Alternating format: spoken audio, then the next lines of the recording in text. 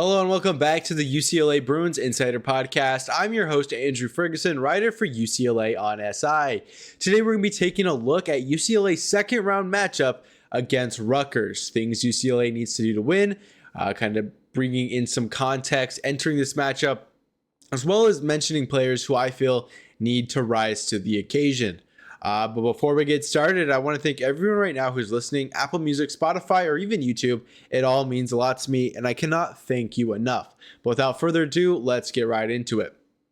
So UCLA and Rutgers are not unfamiliar, right? Their last game happened on February 3rd, where UCLA was able to win 98-66, a huge margin for the Bruins, especially against a Big Ten team who has proven to be decent. I mean, they were able to beat Minnesota to get to play UCLA in the second round. But again, UCLA cannot, fall asleep during this game.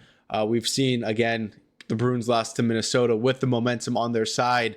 So Rutgers could be a threat. But kind of looking back at that game and kind of, analyzing what went right for the Bruins, it was clear that Xavier Booker was actually the difference maker. He scored 24 points, went 10 of 11 from the field. He also went 4 for 4 from the three-point line. Do I expect him to have a similar performance? Not really, but I still think he could be a factor. I'll get into that a little bit more later. It was kind of clear for the Rutgers team that they just did not have anything to. They had no business being on the same floor as UCLA. Another poly game. So again, UCLA is going to play better basketball. Only one of their starters had over double-digit points, and that was Caden Powers. Tariq Francis, Rutgers' leading scorer this season, was starting off of the bench in that game. Do I expect him to play, earlier? Yes, I think he might be the starter against UCLA. He showed that he can score against the Bruins if he wants to.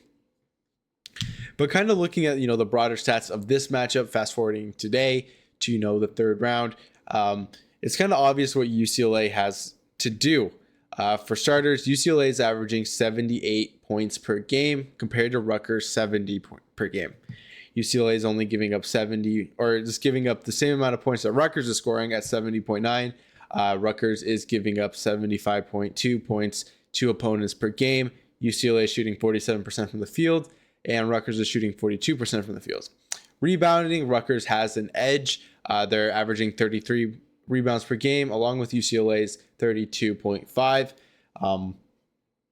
After that, it all pretty much levels out. UCLA is averaging 5 more assists with 16 on the season. But still, just looking at, how these teams kind of stack up against each other, I think UCLA obviously has the advantage overall, everything considered, except for rebounding. And even that's kind of, on the fence.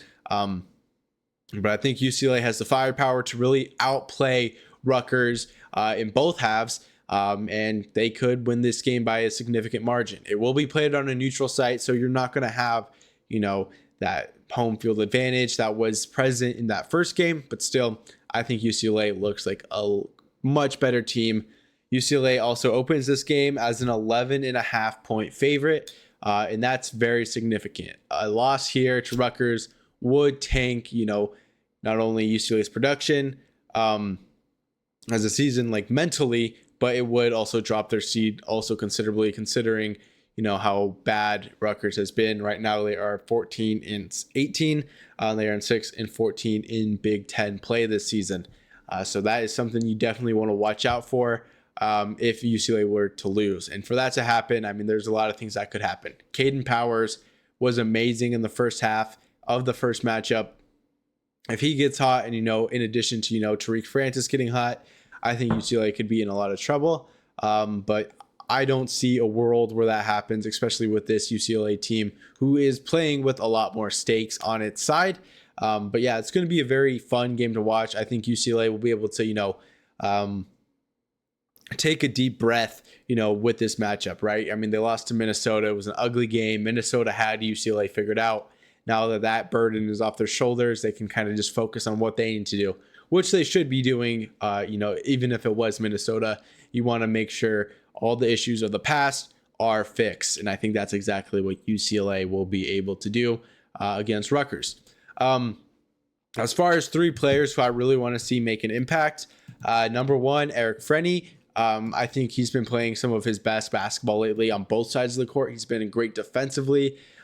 Think back to the Nebraska game against Price Sanford. Frenny was on him for a lot of the game, and he scored only 9 points. And mind you, Sanford was a second team All Big Ten selection over Bilodeau. I thought he got snubbed. Bilodeau got snubbed, honestly. But it just shows how well Frenny is playing his brand of basketball lately. He's being very scrappy, and that's what you want for a player who is developing and could be a solid piece for UCLA in the coming years. So I want to see him, get chippy. I want to see him kind of shut down Caden Powers, Tariq Francis, whatever guard, or, even forward. Freeney has some size, so he could definitely make an impact. I think UCLA will be able to, get him a lot more minutes. I mean, considering, the last matchup had a 32-point margin of win, of points for. That makes a lot of sense for Frenny to get a lot more minutes, especially if UCLA comes out to a big lead. Sorry for that segment. I was getting all mixed up in my words, but besides the point, like I said, if Frenny can, get into space, create space, I think he'll be a great player for UCLA. Again, it's kind of works into what I said about Xavier Booker, how he kind of caught Rutgers by surprise with, his 24-point flurry, 10 of 11 shooting. You can't ask for a better game from a player who is not necessarily, the face or the core of the team. And that's the player Eric Frenny needs to be. The second player I really want to mention, obviously, I just mentioned him, Xavier Booker. He obviously has a matchup advantage over Rutgers. I mean, we saw that. Again, 24 points, almost perfect shooting. He also rebounded the ball well. He had 5. I would want him to get a little bit more if he could, but still, you can't argue with 24 points. If he could find that stride like he did back in February, I think overall UCLA should have no problem winning this game. But the common theme between those two players are the players who are under the radar, who could really take Rutgers by surprise. Because, I mean, if you're looking into this game, you're seeing how well Dent's played, Bilodeau, even Trent Perry. But all those 3 players have played well. Eric Daly Jr., right? Those are the players that, Rutgers is going to be keying in on and expecting to, double, even set up plays to shut down those players specifically.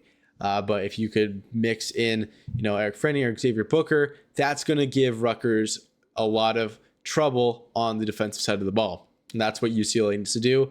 They just need to figure out how to find those matchups. And, it ultimately does come down to how well the players respond to that. The last player, kind of a layup, Donovan Dent. I think Donovan Dent has been playing great basketball. Again, I'm saying this a lot, but UCLA is looking good right now. He's coming off of a pretty big game against USC. He had 25 points, shot 11 of 15 from the field, and we know how impactful his momentum is when he gets rolling. And again, if he's able to, score early, that's going to open up the door for other UCLA Bruins to kind of go in there and also make a bigger impact. But Donovan Dent's ultimate responsibility in this game is to set the tone and set up his other players. I want to see a lot of Tyler Bilodeau shots, Sky Clark shots, Trent Perry shots. I want to see a lot of those be created because of Donovan Dent's gravity, and that is something that Dent has proven that he can do all season long. And especially against Rutgers, I mean, coming off of a 25-point performance, he's playing great basketball. I think he has 2 turnovers in the last 5 games. I mean, he's playing great. And I think that is something that, Rutgers is going to identify and kind of realize that is something that needs to change in Dent's play. If they could stifle him, force a couple turnovers, that's going to hurt his mental. And then UCLA is more prone to mistakes. So again, he is going to be the focus for Rutgers, in my opinion. So that could open the door for a lot of players. But even if that is the case, Dent is still able to make a lot of impact. And, ultimately win the game for the Bruins because of that. As far as predictions goes, to kind of wrap up this podcast, I mean, when you kind of look at the line, what UCLA is coming in with, and Rutgers, it might be closer than most people want to admit. I mean, Rutgers, going in and beating Minnesota, that is an accomplishment in itself. I don't think Rutgers expected to be this far. They were what I believe a 14th seed. I mean, not a 14th seed. I forgot what exactly the seed they were. Yeah, they were a 14th seed heading into this tournament. And now they are facing off against 6-seeded UCLA. So there's obviously some momentum on their hip. And they're going to want to, show that against UCLA, a team who utterly humiliated them way back then in, February. So when I'm kind of looking at this and what UCLA is coming in with, I want to project that UCLA could win by 15 plus. I'm not saying that's the limit for UCLA, but with what Rutgers is coming in with, I feel like UCLA's foot is slightly off the gas pedal. Coming in knowing that they just beat this team by 30, just a few weeks ago. That is going to make a difference in how UCLA kind of approaches this game.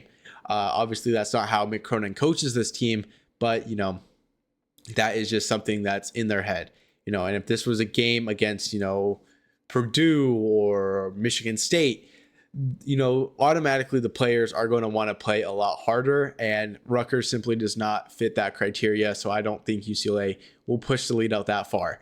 And when you kind of look back at, the win back then in February, UCLA was in kind of a win now mode. The panic button was pressed following a loss to Indiana, a team who's looked utterly terrible.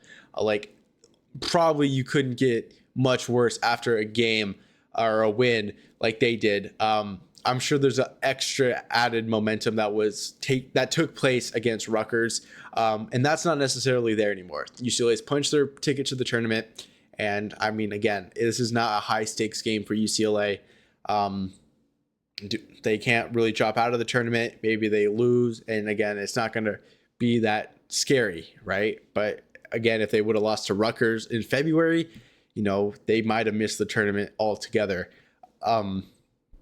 So when I'm kind of looking at this, I think UCLA should be able to win, I would say, maybe 70 to 55, somewhere around there is where I think UCLA will win this game. I think you want to definitely have Rutgers scoring less than 60 points. That is, something that you can kind of take and run with, especially if your defense is playing well. But again, the stakes are not that high for UCLA to come out there and drop 30.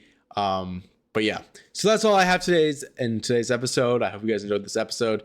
I said episode twice in a short span. I'm sorry about that. But I'm your host, Andrew Ferguson, writer for UCLA. And as always, floors up and have a good day.